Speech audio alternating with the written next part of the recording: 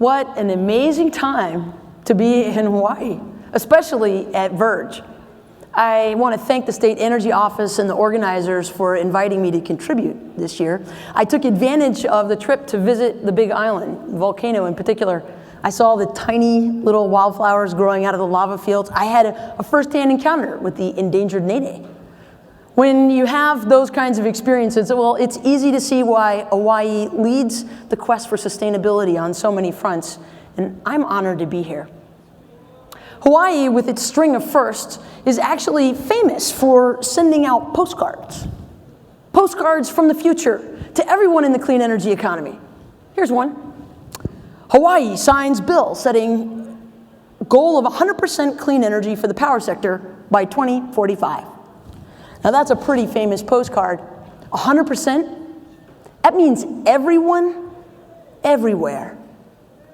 It's the kind of news that gives me hope that 30 years after 2045, we might be able to celebrate an energy sector that worldwide is fossil-free. That's the target that the International Energy Agency advised us we'd need to aim for a 50-50 chance of achieving the climate change targets that have been embraced by virtually every country on Earth. In that same report 5 years ago, the International Energy Agency also said, if we wanted to reach that target, we need to mobilize $1 trillion of capital for clean energy investment every year for decades. That's the kind of scale that was on my mind when the stimulus funds that followed the recovery in the Great Recession began to recede. See, when the tide ran out, I was at the Department of Energy working with the Finance Working Group. We called in some of the smartest people in Wall Street and the national labs to join us in the Secretary's conference room, exploring our options for policies that would draw in more private sector capital to the clean energy economy, and fast. In all those exchanges, I found myself preoccupied about energy upgrades to low-income housing. You might not think that's top of mind, but you see, it was one of the biggest programs in the Recovery Act. We'd just seen the demand for work stimulated in counties across the country, and now that workforce was looking for work. They needed to move from government-funded grants to privately financed transactions. That meant the contractors were now vetting their customers. Do you own your own home? Do you have a good credit score? Do you have a steady income?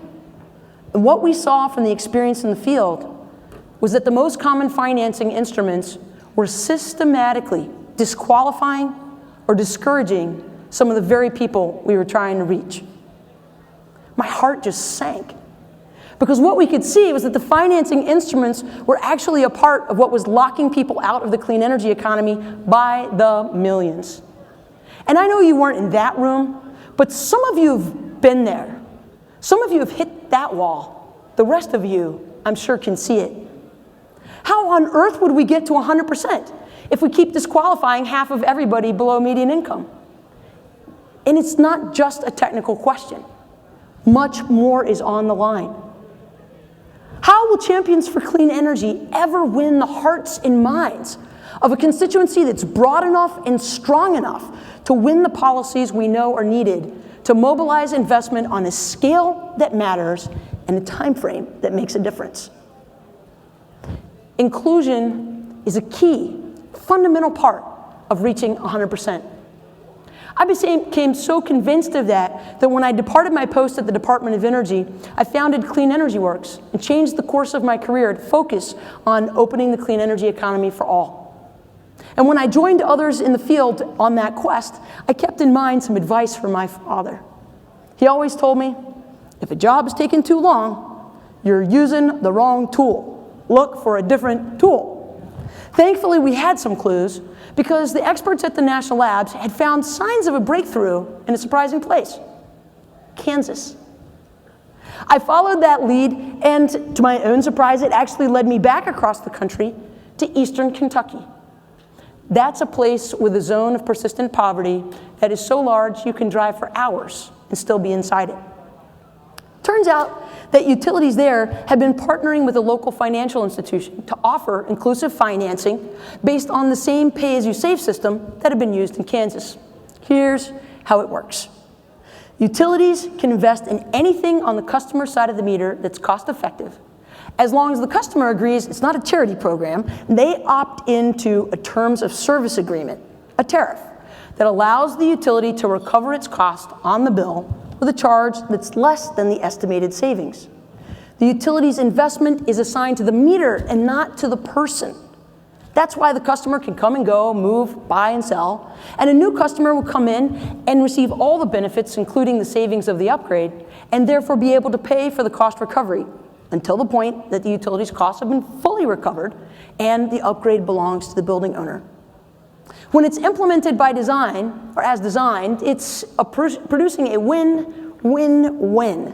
That trio is the consumers, utilities, and solution providers. But also, think about the benefits for humanity, the ability to reach everyone, everywhere. I saw what was happening in Kentucky and I thought, well, could we do this anywhere? Could we do it where it matters most? In my home state of North Carolina, there's a utility that has a service area that's practically covered in persistent poverty counties. Half of the customers have an average monthly bill of $200 or more, and it's not because the prices are high like they are here. It's because the residents can't afford the energy upgrades that their aging houses need, and never mind solar power. So the utility had actually worked for a year on a program design to offer an on-bill loan program. And when they offered it to 1,000 customers that had the highest bills, they were surprised to find that fewer than 5 were willing or able to complete the process and secure the financing to make that investment. The disappointed CEO, Curtis Wynn, and I had a chat, and I asked him, have you seen what's going on in eastern Kentucky? When he went to look, he liked what he saw.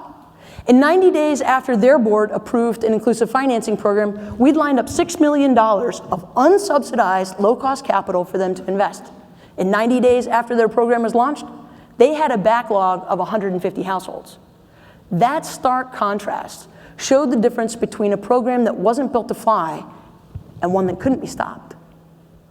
Next in line was actually a utility in another persistent poverty area of southern Arkansas, Ouachita Electric. They already had an on-bill loan program. They had some experience and infrastructure. They actually had already received national recognition for best practices in on-bill loans, but they knew it was underperforming the true market potential. So we worked with them on a financial analysis. Sure enough, they decided to close the loan program and open a more inclusive, tariff-based pay-as-you-save program in its place. They went to the Arkansas Utility Commission, which soon decided, similar to the outcomes in Kansas and Kentucky, to cast a vote to approve unanimously. Months later, Ouachita Electric reported to the field that compared to their debt-based option, customer participation had doubled. They were able to serve renters they used to qualify. Every renter they'd made an offer to had accepted. The average project size was double, and the total investment velocity was quadrupled. This is what showed us that utilities that had some experience with the infrastructure of on-bill financing actually had a head start, and it was an accelerator for them when they turned toward a more inclusive option. Now that got me to thinking, gosh, if we can really do this anywhere, can we do it for more types of solutions, other applications? One state already had experience with solar water thermal, rooftop solar thermal systems. Their pilot had been so successful they deployed all their capital in 2/3 of the time allotted with no free riders. Another utility in a different state was looking at tariffed on-bill financing as an inclusive option for offering their customers on-site storage after Hurricane Matthew knocked them out for a week. I actually started thinking about the transportation sector, because if it's good for stationary storage, it should be good for mobile storage. What about public transit? What if electric buses could displace the dirty diesel buses that have been trolling low-income neighborhoods for decades? They're just about to reach cost parity on a life cycle cost basis. Utilities could make a difference if they accelerate investment in beneficial transportation in the transportation sector. And those of you here yesterday might have heard the CEO from Hawaii Electric Industries musing about exactly that vision. The Climate Strategies Accelerator, backed by the Packard Foundation, gave Clean Energy Works the opportunity to explore this enormous opportunity.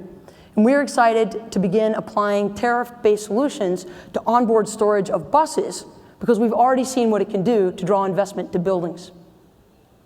Now, everywhere I go, New York, Illinois, Minnesota, California, Hawaii, I see the imprint of the clean energy divide on the politics that affect the clean energy policy landscape.